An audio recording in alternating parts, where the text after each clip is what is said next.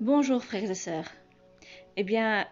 Voici aujourd'hui que nous allons terminer la lecture du plan, ce que l'Éternel attend de vous. Figurez-vous qu'hier j'avais préparé la lecture, mais je me suis rendu compte en fait que je ne m'étais pas enregistrée. Alors j'ai parlé toute seule sans avoir appuyé sur le bouton de enregistrer. Du coup, quand je voulais préparer la vidéo, je dis mais il y a une partie qui me manque. Mais c'était trop tard. J'avais après les enfants, je ne pouvais plus trouver un moment dans la tranquillité pour pouvoir la refaire. Donc aujourd'hui, je recommence la lecture, mais cette fois-ci, le bouton, je vérifie, il est bien en train de marcher.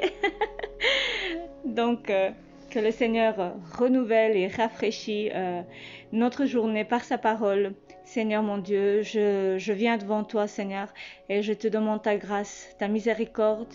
Je demande, Seigneur, que tu renouvelles ton onction sur moi et sur mes frères et sœurs, et que nous mangions aujourd'hui à ta table. Toi qui nous dresses une table devant nous, devant nos ennemis, Seigneur, toi tu oins d'huile notre tête. Merci pour ta parole qui est la lampe de nos pieds, la lampe de nos cœurs. Merci de nous éclairer, de nous guider, de nous montrer ta volonté et que nos cœurs puissent être sincèrement bien disposés, volontairement accepter ta volonté, Seigneur, de plier genoux devant ta parole.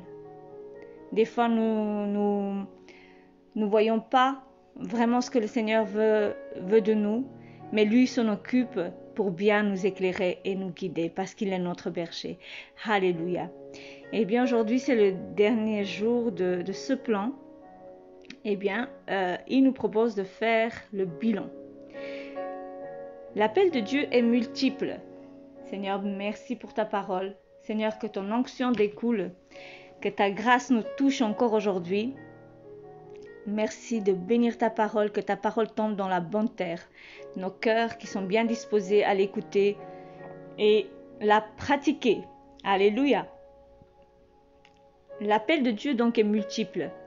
Certains diront que nous sommes appelés à faire des disciples, d'autres diront que nous devons nous impliquer socialement pour rendre ce monde plus juste. D'autres encore ont reçu un appel personnel et spécifique d'un tout autre type. Quoi qu'il en soit, l'appel de Dieu s'inscrit toujours dans un cadre divin. L'amour de Dieu est l'amour du prochain. L'appel que nous avons étudié en Michée 6, verset 8, concerne bien sûr davantage l'implication sociale. Agir pour plus de justice. Venir en aide à ceux qui en ont besoin. Relever le faible, considérer le pauvre, faire grâce aux pécheurs, pardonner, donner une nouvelle chance.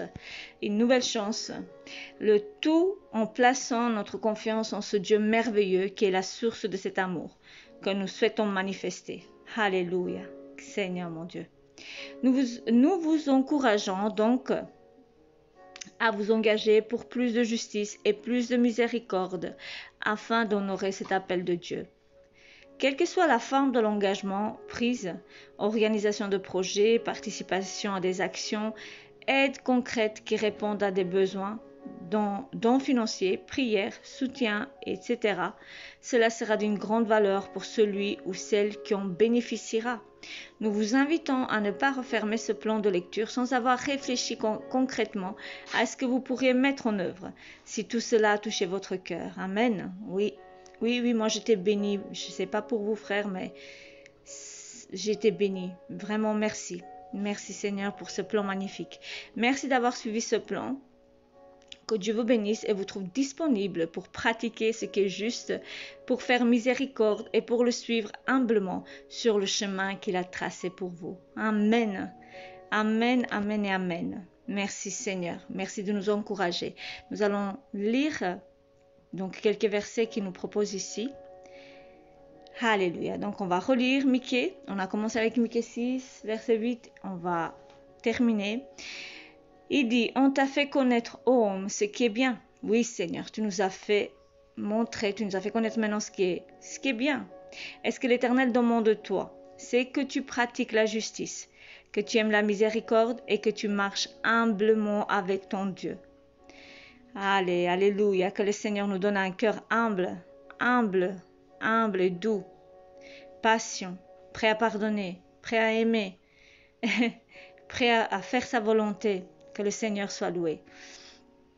Romains 12, verset 2 nous conseille: ne vous conformez pas au siècle présent, mais soyez transformés par le renouvellement de l'intelligence, afin que vous discerniez quelle est la volonté de Dieu, ce qui est bon, agréable et parfait. Alléluia.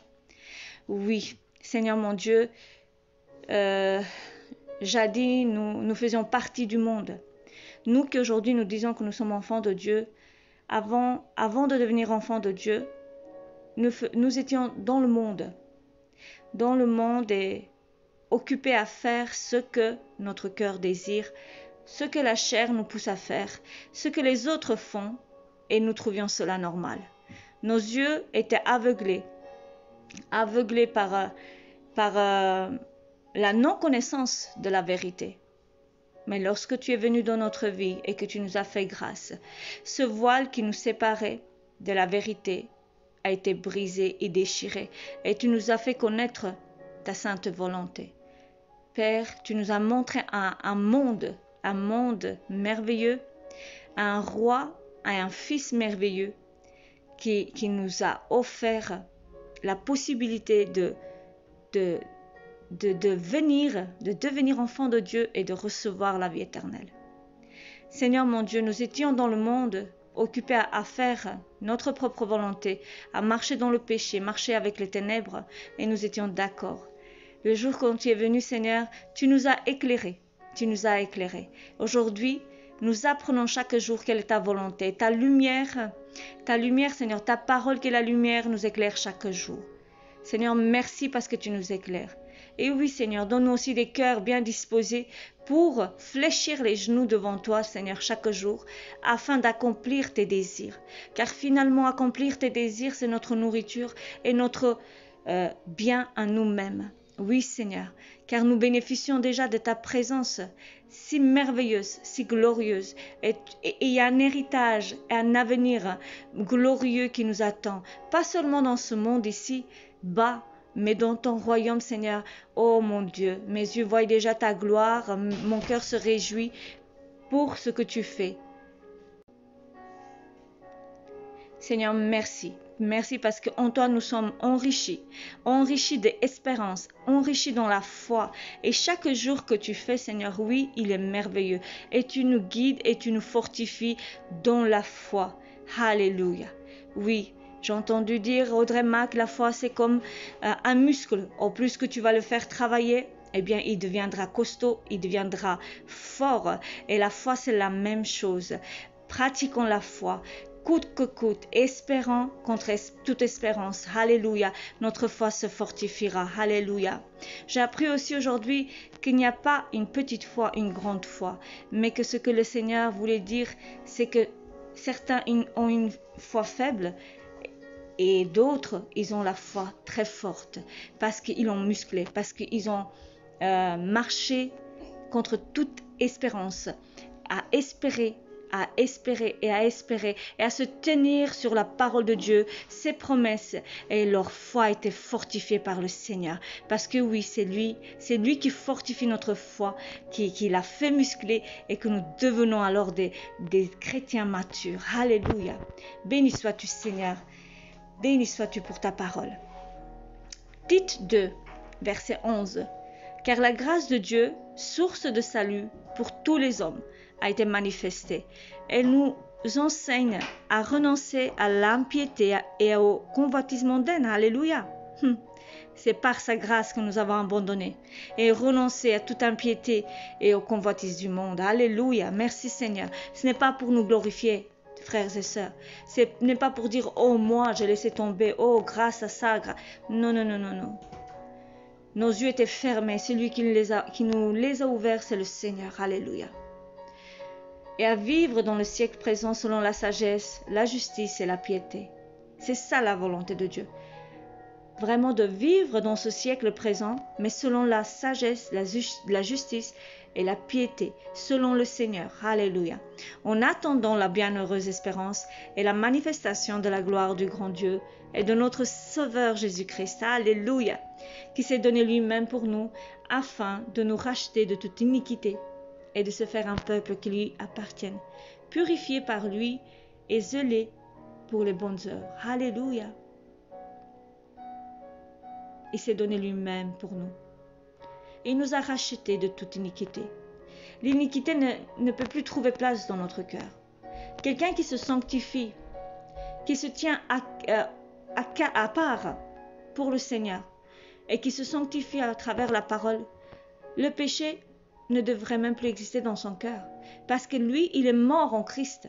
Il est mort avec Christ dans la croix. Donc, dans nos entrailles, ne devrait pas avoir l'envie de pécher, l'envie de penser au mal, de faire du mal, d'avoir la colère, vraiment de garder la colère, d'avoir la haine, un esprit de dispute, un esprit de jalousie, un esprit de moquerie, un esprit de adultère, de cupidité. Cela doit disparaître. Car si l'esprit de Jésus habite en nous et que nous sommes morts au péché, cela ne devrait plus exister. Si ces choses sont encore dans nos cœurs, il y a un travail à faire. Ça veut dire que nous n'avons pas assez plié les genoux devant l'Éternel et devant sa parole pour lui soumettre notre volonté, de se soumettre à la volonté de Dieu. Car finalement tout ça est pour nous, pour notre bien. Frères et sœurs, c'est fort ça. Donc, il s'est donné lui-même pour nous, afin de nous racheter de toute iniquité et de nous rendre libres. Il nous a rachetés, pourquoi? Pour nous rendre libres de tout péché, afin de nous laver par son sang et de laisser place à son Esprit Saint pour qu'il vienne habiter dans notre cœur. Voilà. Et de se faire un peuple qui lui appartienne. Alléluia. Purifié par lui et zélé pour les bonnes œuvres. Es-tu zélé pour les bonnes œuvres aujourd'hui? Ton cœur soupire après quoi? Quand tu te lèves, tu as envie de faire quoi? Tu as envie de faire des bonnes choses pour le Seigneur, tu penses à Jésus, tu penses à ce qui pouvait lui faire plaisir. Est-ce que tu te poses la question, Seigneur, remplis-moi que je puisse marcher selon ta volonté? Est-ce que la volonté de Dieu te travaille dans le cœur? Car Jésus était là pour faire la volonté du Père. C'était sa nourriture. Mon Dieu. Merci Seigneur de nous montrer le bon chemin. Soyons zélés pour les bonnes œuvres. On n'est pas parfait, mais si notre genou fléchit à la volonté, devant la volonté de Dieu, devant sa parole, y compris moi, je parle de moi-même. Seigneur, apprends-nous. Apprends-nous, papa, puisque tu es notre papa. Éduque-nous, papa. Éduque-nous à travers ta parole, à travers des circonstances, à travers des expériences. Et oui, notre papa utilise toutes sortes de situations et de manières pour nous ramener de gloire en gloire, de perfection en perfection. Merci, papa. Quel message Dieu vous adresse-t-il à travers la lecture de ce jour? Quel message? Pour moi, ça m'a touché dans le sens qu'il faut continuer à marcher et à chercher la volonté de Dieu. Et surtout, se retirer de ce monde, à chercher la sanctification. Car sans la sanctification, sans se mettre à part pour Dieu, nous ne pouvons pas voir Dieu. Nous ne pourrons pas être purifiés. Quelqu'un a dit un jour, montre-moi tes amis et je te dirai ton avenir. Donc, la parole a dit aussi que nous sommes dans le monde, mais nous ne sommes pas du monde. Donc, faisons attention à nos fréquentations aussi. Cherchons des personnes qui sont remplies du Saint-Esprit, afin qu'à notre tour, on soit aussi enseigner, rempli. Vraiment, c'est comme, comme les personnes disaient, et ça on le voit, lorsque tu as un panier de pommes et il y en a une qui est pourrie, eh bien elle pourrit les autres. Mais il faut retirer ce qui est mauvais dans le panier. Donc retirons ce qui est mauvais dans notre cœur déjà. Dans notre cœur, et le monde ne nous fera pas mal. Le monde ne nous fera pas mal, puisque si nous sommes sanctifiés, purifiés, remplis du Saint-Esprit, c'est à nous de sanctifier les autres, c'est à nous de toucher les autres. Alléluia. Là, on n'aura pas peur. Là, on n'aura pas peur. Alléluia. Frères et sœurs, que le Seigneur vous bénisse et que cette journée soit illuminée, remplie, bénie par le Seigneur, que vos forces soient renouvelées. Accrochons-nous au Seigneur, c'est les derniers temps, vraiment cherchant chaque jour à lui parler, à lire sa parole. Le temps passe si vite, mais en tout cas avec mes enfants, la journée passe comme une flèche. Et je suis heureuse que je fais les plans avec vous.